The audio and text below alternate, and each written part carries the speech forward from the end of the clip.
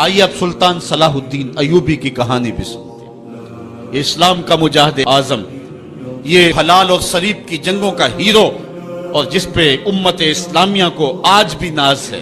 اس کے زمانے میں ریجینالڈ بدبخت ایک انگلستان کے شہزادے نے حاجیوں کے قافلے کو روک لیا اور ان کا سامان لوٹ لیا۔ انہوں نے کہا ہم حج پہ جا رہے ہیں، تو نے ہمارا سامان لوٹ لیا، ہمیں جانے دے۔ تو اس نے دریدہ دہنی کرتے ہوئے کہا بلاؤ اپنے نبی محمد کو جو تمہاری جان چھڑائے۔ بس سلطان صلاح الدین ایوبی تک یہ بات پہنچی تو میں نے تاریخ میں پڑھا کہ وہ دانت پیستا تھا، اس کی آنکھوں میں خون اتر آیا، اس میں کھڑے کھڑے قسم کھائی کہ جب تک اس ظالم کو کیفر کردار تک نہیں پہنچاؤں گا چین کی نیند نہیں سوؤں گا۔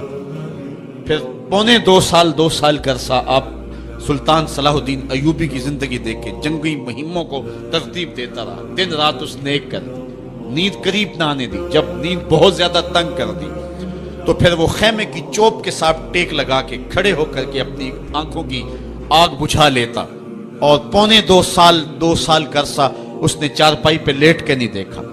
پھر وہ لمحے آئے کہ اللہ نے اس کی مراد پوری کی۔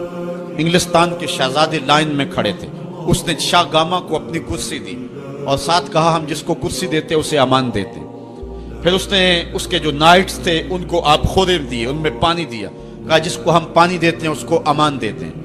پھر جب ریجینالڈ کی باری آئی تو بادشاہ کی رگیں پھول گئی غصے سے، اس نے تلوار نہم سے باہر نکالی اور اس کی چھاتی پہ چڑھ کے اس کی گردن پہ تلوار رکھ کے اس کے ٹکڑے کرتے ہوئے کہا او کتے، تو نے کہا تھا بلاؤ اپنے نبی محمد کو، محمد عربی نے اپنا نوکر بھیج دیا ہے۔ اور اس طرح اس ریجینالڈ کتے کے دو ٹکڑے کر کے رکھ دیے۔ یہ ہماری تاریخ ہے، یہ روشن تاریخ ہے۔ ہمارے اسلاف، ہمارے بزرگ اس دور کے شہنشاہ، اس دور کے بادشاہ اتنی جرأت اور اتنی عظیمت رکھا کرتے تھے، اور آج ہماری کمزوریاں نے دشمنوں کو دلیر کر دی ہے۔ کبھی ایسا بھی اندھیر آیا تھا کہ سرعام یوں توہین اور تنقیص ہوتی ہو پیغمبر حسن اور پیغمبر جمال کی۔ آج دل بہت دکھا ہوا ہے، لہجہ بہت زخمی ہے۔ امت پہ ایسا وقت بھی آنا تھا، 56-57 اسلامی ملک اور غیرت کا جنازہ اٹھ چکا ہے۔ آج امت جام بلب ہے۔ صلاح الدین ایوبی اٹھ قبر سے، اس امت کی بیٹیاں پکار رہی ہیں۔ یہ مت سمجھنا کہ صلاح الدین ایوبی جس دن مرا اس دن ایک بندہ مرا، نہیں، اس دن پوری امت مر گئی۔